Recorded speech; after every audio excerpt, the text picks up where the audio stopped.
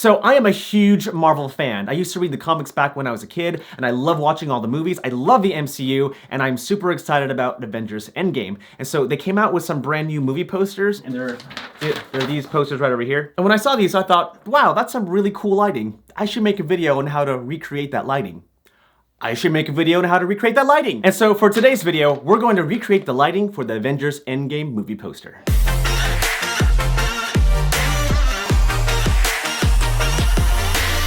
Alright, my chimichangas, first thing that we're going to do is that we're going to analyze the movie poster. Right off the bat, I can tell that there is a big light source over here, a light source right over here, and some sort of light source over here. You can easily tell by where the light falls onto his face. The light source coming from this side of his face is pretty intense. It also causes this shadow on this side of the face. The lighting on top over here isn't as intense, but creates a nice rim light around Chris Evans. There is a light source over here. It's very subtle, but you can tell that there is a light source because of the way his nose is lit from the bottom. Whatever light source that's coming from down here is definitely not as intense as this light coming from here or this light coming from over here. So that tells me that there is some sort of reflector or bounce card bouncing light from one of these two light sources. There could be another light source over here. I don't know, we'll have to find out. But right off the bat, we've identified three major light sources. One over here, which is probably the key light. One over here, which is the rim/hair light. And another light over here, which is the fill light. A really good indicator of where each light source is by looking at the actor's eyes. If you look really closely, there is a reflection of each light source on Cap's eyes. The top reflection over here confirms the light source over here.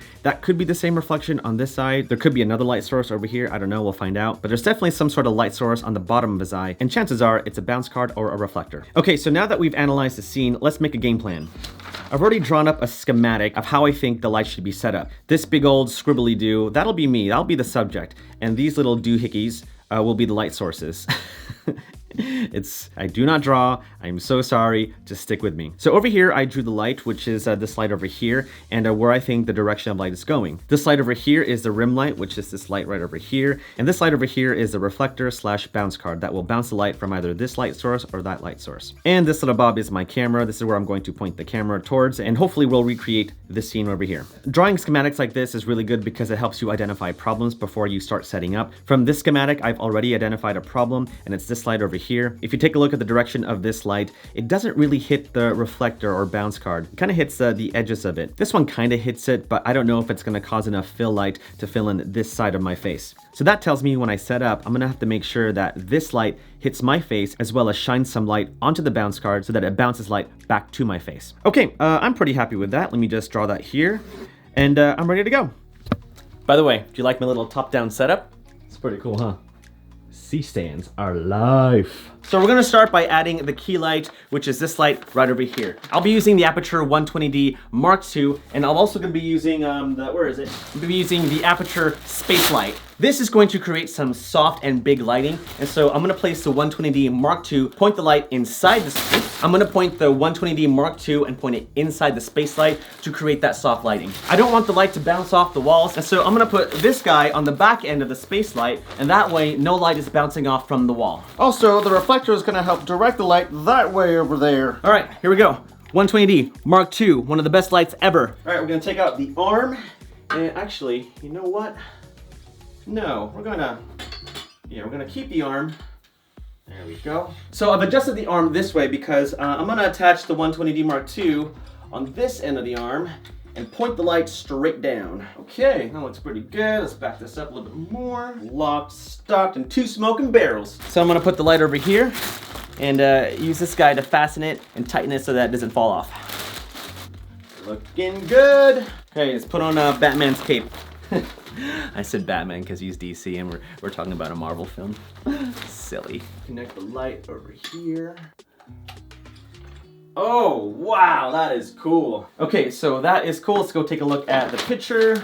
Okay, that'll be my key light over here. And the next light we're gonna work on is the rim/hair light, which is over here. And since it's already set up, I'm actually gonna use this light source over here. Here, let me take this off and show you. Okay, so for the hair light, we're actually gonna use this light right over here, which is my main YouTube studio monologue light source. It's actually the original 120d Mark II. Let me just zoom in right over there. And this big guy is the Aputure Light Dome. And I've added this grid over here because what this grid does is that it makes the light a lot more direct. This is actually perfect because it's beneficial to recreate the scene. I want to make sure that the rim light is a lot more direct, and so this light will be perfect. All right, we're gonna point the camera in this direction because now we're gonna start setting up the actual thing. According to this movie poster, it's pretty dark in the background. There's a bit of purple, which we'll probably do in post, but for the most part, the background should be dark. So now what I'm gonna do, I'm gonna refer to my old buddy and find my old portable black backdrop, and I'm gonna place that backdrop right over here.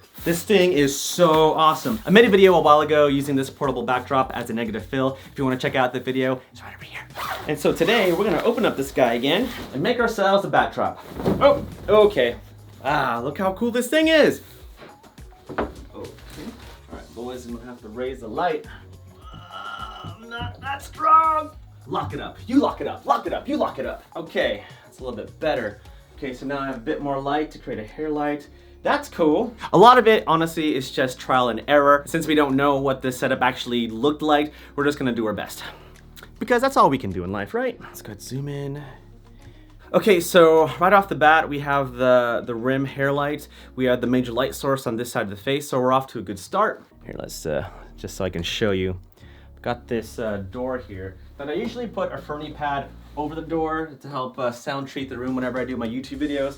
But I'm actually gonna use this to flag the light a little bit because this light is bouncing light from that wall over here, and that's something I don't want. And so we're gonna keep this a little more directional. All right, that kind of works. Ah, I love being resourceful. Okay, looking pretty good. Okay, so we have a light coming over here where the sideburn jawline is. Mostly shadow on this side of the face. Okay, we're looking pretty good, boys and girls. So I'm looking at Chris Evans. Oh, never I thought I'd put my face next to Chris Evans, but here we are. Okay, sorry I had to switch batteries, but let's get back into it. Oh, there is a little fuzzy. So where's Chris? Here's Cap. So Cap is looking heroic, looking over there. Shoulders, body's facing that way, head tilted that way. And last but not least, we're going to get this reflector, this little reflector over here, and we're going to reflect a little bit of the light to create some sort of catch light. Okay, so let's go ahead and compare the movie poster with this whole setup. We have the main light over here, just like on Cap's face. We have the backlight rim light over here, and it's somewhat highlighting the back end of my jaw / sideburns. That's close enough. And last but not least, we're gonna use a reflector to bounce a little bit of light to create some catch light in my eyes and also light up this tiny bit of my face right over here. Okay. Okay, here we go. Time to take a picture in 1, 2, and 3. Woo! We did it. That was pretty good, I thought. I mean, it wasn't exact. They probably use a lot more lights and different types of lights, but I think for what we have in this little tiny room, I think we did replicate it pretty closely, in my opinion. Good job. Pats in the back. Pats in the backs all around. Well, that, my friends, is how you recreate the lighting from the Avengers Endgame movie poster. It's actually a pretty good exercise if you want to replicate a scene from your favorite movie. All you have to do is capture a still of that scene, analyze the lighting, where the light sources are from, the angle of the camera, etc., and then recreate that scene yourself. In my opinion, it's probably the best way to get better at cinematography. Just take a look at the pros and emulate it. Again, this is all trial and error, and so just keep fiddling and messing around with things until you get what you want. Woo! Oh man, I'm tired. I'm gonna need some cereal. All right, well, don't forget, Avengers Endgame, April 26, 2019. No, not sponsored by Marvel. That'd be awesome if it was. Kevin Feige, if you're listening, let's collab. I don't know who I am anymore. Okay, bye!